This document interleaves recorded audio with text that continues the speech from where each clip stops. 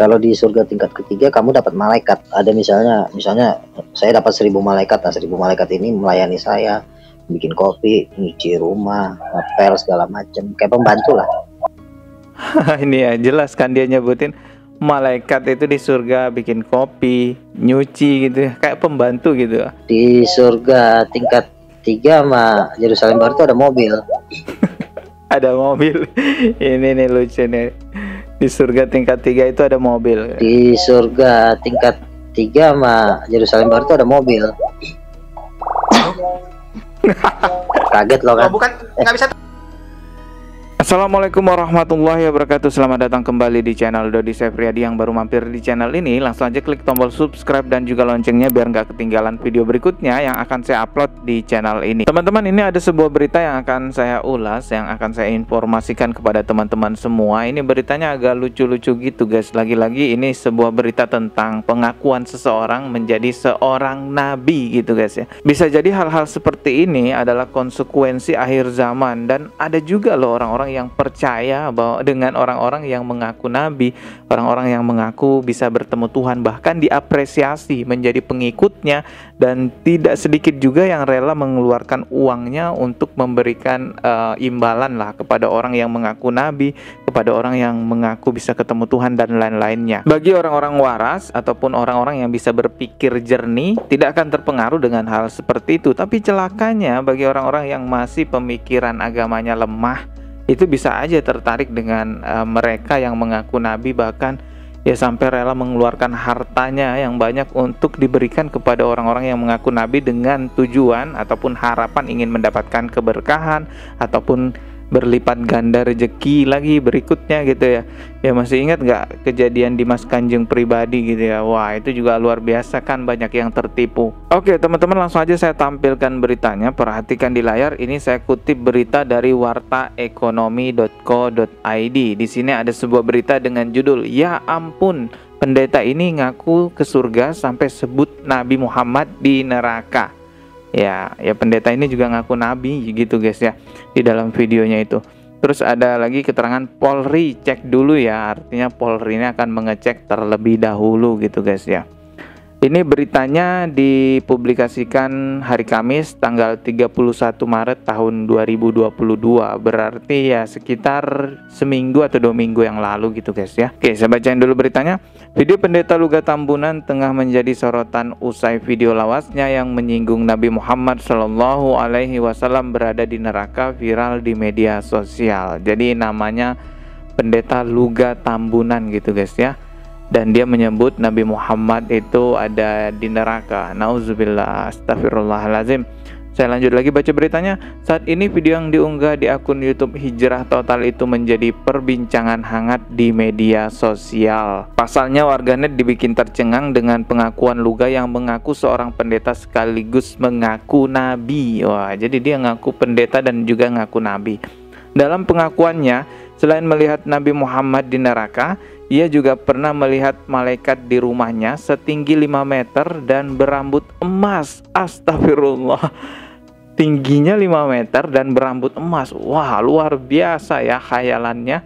Kadip Humas Polri Irjen Pol Dedi Prasetyo belum bisa memutuskan apakah pengakuan Luga Tambunan ini dikategorikan kasus penistaan agama atau tidak. Ya kalau sudah menyebutkan gitu ya harusnya ya masuk ya. Tapi kita nggak tahu ya, nanti dicek dulu sama pihak kepolisian. Pasalnya penyidik terlebih dahulu akan mengecek video yang viral di media sosial itu. Dicek dulu ya, kata Dedi saat dihubungi Rabu tanggal 30 bulan 3 tahun 2022. Sebelumnya pendeta Luga Tambunan yang viral lantaran menyinggung Nabi Muhammad SAW itu sebagaimana di dalam video berjudul "Halu Overdosis", pendeta ngaku nabi pernah ke surga dan mengatakan Nabi Muhammad dalam neraka. Wah, dia ngaku nabi gitu dan pernah ke surga katanya, lalu mengatakan Nabi Muhammad ada di neraka.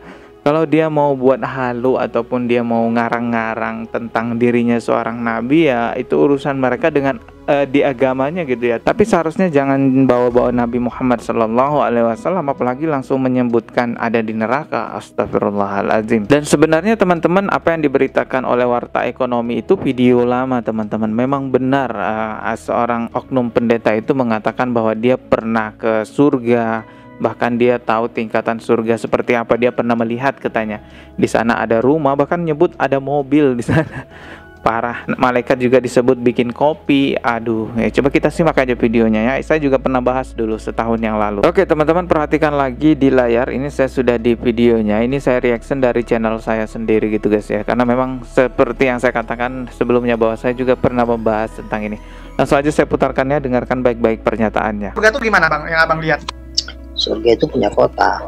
Kotanya namanya Yerusalem. Makanya Yerusalem itu sebenarnya diambil dari kota yang ada di surga. Makanya nanti kalau orang ke surga nama kotanya Yerusalem. Cuman Kota satu Tuhan. kotanya bang, tapi orangnya udah banyak bang penghuninya. Yang tinggal di Yerusalem itu tentu banyak, tapi itu kan hanya orang-orang tertentu aja. Misalnya para hamba-hamba Tuhan kelas-kelas berat, hamba-hamba Tuhan besar gitu, pendeta-pendeta besar. Dan Kalau itu yang nama kelas kota bawah? Yerusalem.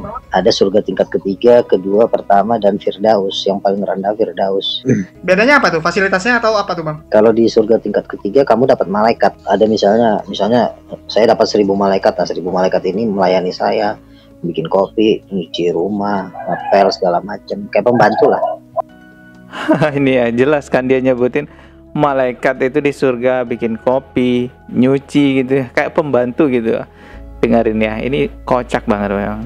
Dapat malaikat. Ada misalnya saya dapat 1.000 malaikat. Nah, 1.000 malaikat ini melayani saya, 1.000 malaikat ngelayani dia bikin katanya. kopi, nyuci rumah, ngepel segala macam, kayak pembantu lah. Tapi pembantu kita malaikat, dan itu cuma ada di surga tingkat ketiga. Surga Jelas ini hayalan. tingkat kedua dan pertama kamu nggak dapat apa-apa, cuma kamu dapat rumah, harta, kemewahan segala macam kayak gitu. Jadi Tapi kalau kerja udah- sendiri maksudnya? Nggak, maksud satu Iya. rumah makan, masak sendiri, semua sendiri. Betul. Cuma di surga Waduh. 3 dan Yerusalem yang dapat malaikat. Itu nggak bisa naik Kan lagi kalau bang ya? Artinya abadi di situ, Iya, nggak ya akan kayak bisa di pindah. bumi aja kan. Kalau kita di bumi kan makin kaya kan pembantunya makin banyak kan. Tukang ngepel ada, tukang cuci mobil ada, tukang bikin kopi ada. Nah, sama di surga juga gitu. Kalau dari surga tingkat 3 sama Yerusalem itu dapat malaikat. Kayak contoh nih bang, Kalau- misalnya saya tingkat 3 gitu. Saya main ke tempat bang Luga, boleh dong? Atau nggak boleh? Boleh. Yang tingkat atas yang boleh main ke bawah, tapi yang tingkat bawah nggak bisa main ke atas. Oke. Yang atas artinya yang tingkat atas fasilitasnya boleh turun main-main ke tempat lain lah. Kalau yang bawah nggak boleh Ya. gitu ya. Iya. Tapi itu abadi ya, hukum tuh nggak bisa lagi berubah ya. Dan yang bisa ketemu Tuhan itu cuma yang di Yerusalem baru, yang bisa face to face sama Tuhan. Wow, yang lain nggak bisa. Yang tingkat ketiga pun nggak bisa. Nggak bisa. Yang bisa ngeliat Tuhan face to face itu cuma di Yerusalem baru. Yerusalem Wow, ada yang bisa face to face sama Tuhan katanya ya. Kalau surganya udah di tingkat tinggi gitu. baru ini ya rumahnya segede Monas. Gede. Tinggi, wah nggak tahu lah. Tapi Monas tinggi bang, bukan besar bang. Ya kan tingginya, besarnya juga kan, kalau udah tingginya segede Monas kan tentunya besarnya juga kan mungkin selapangan Monas lah, segitu-gitu. Rumah di Yerusalem baru tuh besar-besar, itu para penginjil kelas dunia lah ya, dari situ lah. Tapi suntuk juga lah bang, kalau sendirian bang. Maksud sendirian di rumah segitu gede kan, bosan juga. Iya kan, kalau udah di Yerusalem kan yang layanin kita kan udah ribuan malaikat pribadi kan ada. Ya cuman kan malaikat Bisa. nggak bisa diajak ngomong bang. Bisa dong, kok nggak bisa diajak ngobrol. Ya kayak Maksudnya manusia kaku aja. gitu, kayak robot kan. Enggak dong. Robot sama malaikat beda. Malaikat bisa diajak ngobrol. Cuma dia enggak. Artinya kan ya sama kayak pembantu aja, paling ngobrol. Ya kalau misalnya kita mau main ke tetangga kan bisa. Misalnya mau main ke rumah rasul-rasul, jalan-jalan. Itu terbang atau jalan kaki bang? Di surga tingkat 3 sama Yerusalem baru itu ada mobil. Ada mobil. Ini nih lucu nih. Di surga tingkat 3 itu ada mobil. Di surga tingkat 3 sama Yerusalem baru itu ada mobil. Kaget loh Oh, kan. bukan, nggak bisa terbang bang. Masa naik mobil bang? Bisa juga terbang, tapi kan lebih keren naik mobil. Ya, tapi kan mobil beda-beda bang. Nanti ada mobil yang mewah, ada yang nggak mewah. Kalau saya pakai mewah, abang nggak mewah kan jadi aneh juga bang. Enggak, kalau di Yerusalem itu udah mobilnya juga udah ngeri lah. Karena cuma di Sangat. Yerusalem baru. Cuma di Yerusalem baru ada mobil, di surga tingkat 32 nggak ada mobil. Ya, mungkin yang dimaksud mobil keren seperti mobilnya afiliator gitu ya. Coba kita lanjut aja ke bagian dia mengatakan bahwa Nabi Muhammad Shallallahu Alaihi Wasallam ada di neraka, teman-teman. Nauzubillah min zalik ya. Ini perkataan yang sangat menyakitkan tentunya. Mau tanya ini soal Nabi nih. Ada nggak lihat Muhammad di surga, Pak? Teman saya udah ngeliat Muhammad di neraka. Mohon maaf Pak Lukas, kalau mohon maaf. Ini dia yang diberitakan oleh Warta Ekonomi tadi, guys ya. Coba kita ulangi ya. Mau tanya Pak. Ya. Tadi Bapak melihat surga kan? Ya. Mau tanya ini soal Nabi nih. Ada nggak lihat Muhammad di surga, Pak? Teman saya udah ngeliat Muhammad di neraka. Mohon maaf Pak Lukas, mohon maaf Pak Lukas, kalau bisa jangan membawa ini. Oke, itu videonya.